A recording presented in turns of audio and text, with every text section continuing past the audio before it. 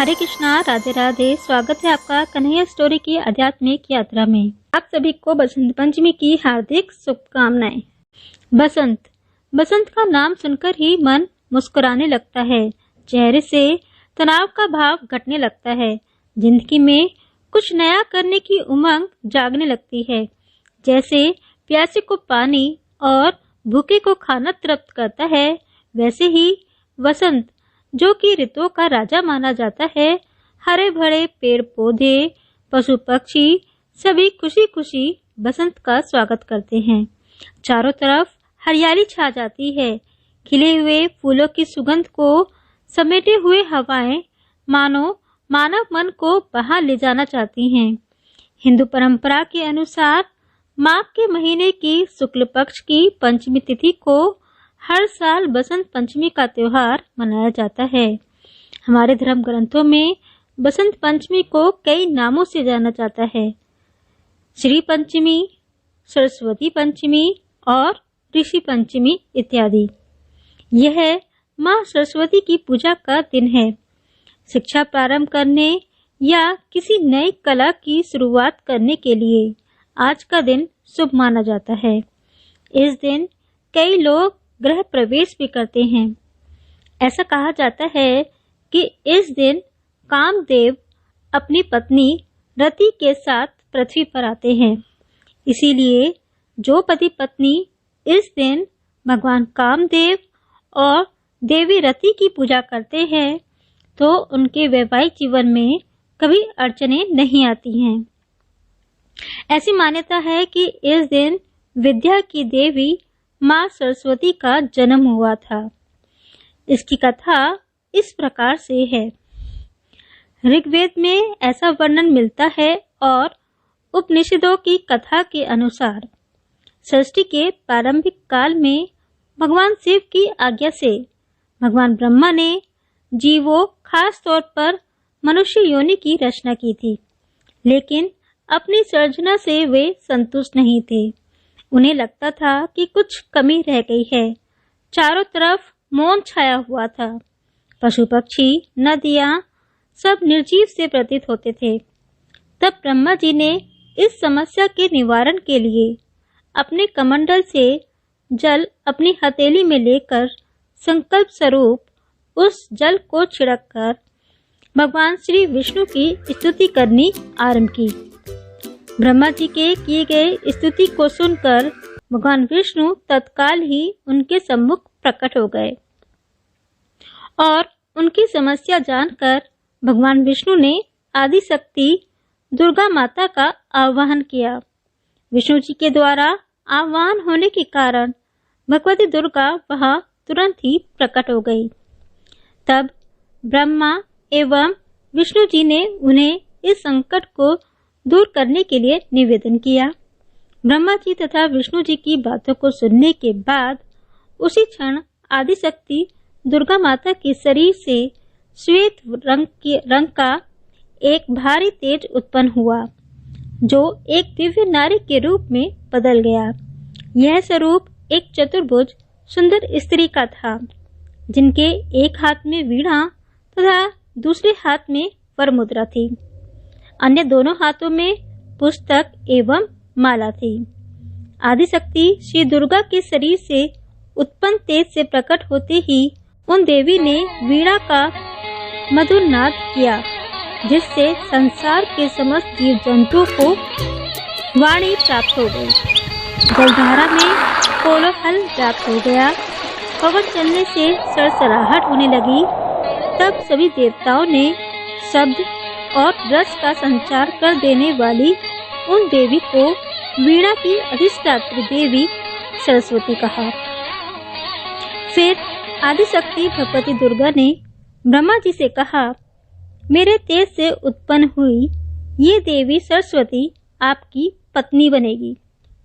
जैसे लक्ष्मी श्री विष्णु जी की शक्ति हैं, पार्वती महादेव शिव की शक्ति हैं, उसी प्रकार ये सरस्वती देवी आपकी शक्ति होंगी। ऐसा कहकर आदिशक्ति श्री दुर्गा सब देवताओं के देखते देखते वहां से अंतर्ध्यान हो गई। इसके बाद सभी देवता सृष्टि के संचालन में संलग्न हो गए। सरस्वती को वागीश्वरी, भगवती, शारदा, वीणावादिनी या वाग्देवी सहित अनेक नामों से जाना जाता है। ये विद्या और बुद्धि प्रदाता हैं। संगीत की उत्पत्ति करने के कारण ये संगीत की देवी भी हैं। बसंत पंचमी के दिन इनके जन्म दिवस के रूप में भी मनाते हैं। एक अन्य पौराणिक कथा के अनुसार एक बार देवी सरस्वती ने भगवान श्री कृष्ण को देख लिया था और वह उन पर मोहित हो गई। वह उन्हें पति के रूप में पाना चाहती थी, लेकिन जब भगवान कृष्ण को पता चला तो उन्होंने कहा कि वह केवल राधा रानी के लिए समर्पित हैं। लेकिन सरस्वती को मनाने के लिए उन्होंने वरदान दिया कि आज से माघ के शुक्ल पक्ष की पंचमी को समस्त विश्व तुम्हारी विद्या व ज्ञान की देवी के रूप में पूजा करेगा। उसी समय भगवान श्री कृष्ण ने सबसे पहले देवी सरस्वती की पूजा की।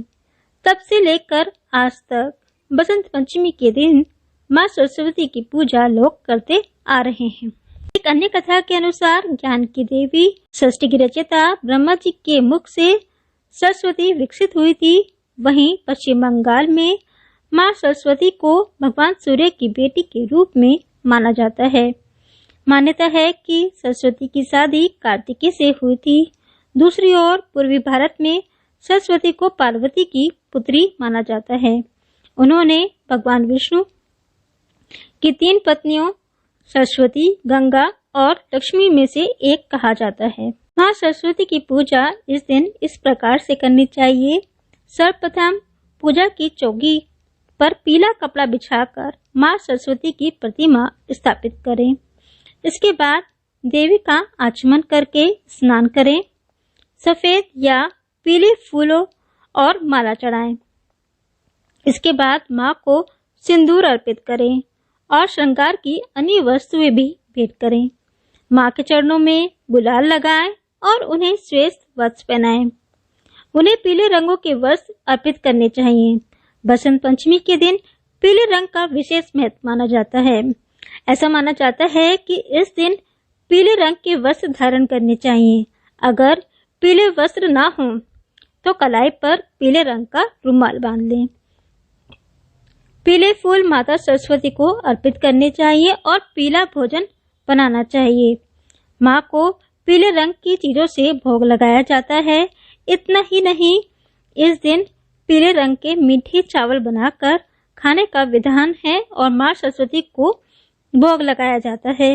इस दिन खीर बनाने का भी विधान है और शाम को माता सरस्वती को खीर का भोग भी लगाया जाता है।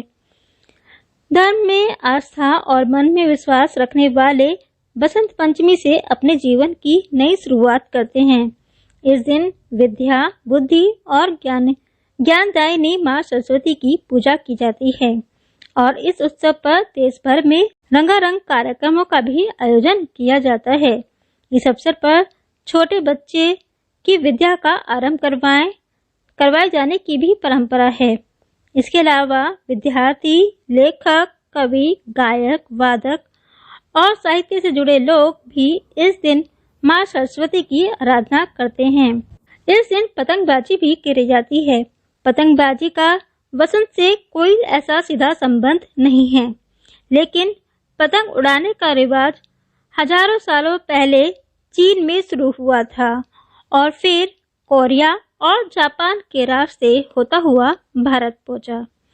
तो ये थी बसंत पंचमी से संबंधित जानकारी। आपको कैसी लगी नीचे कमेंट बॉक्स में लिखकर अवश्य बताएं और वीडियो पसंद आई हो तो इसको लाइक करें तथा ज़्यादा से ज़्यादा शेयर करें। और अगर आप मेरे चैनल पर पहली बार आए हैं या अभी तक आपने मेरे चैनल को सब्सक्राइब नहीं किया है तो प्लीज़ सब्सक्राइब करें एवं बेल आइकन को जरूर दबाएं, जिससे मेरे आगे आने वाले वीडियो की नोटिफिकेशन आपको आसानी से मिल जाए। राधे राधे।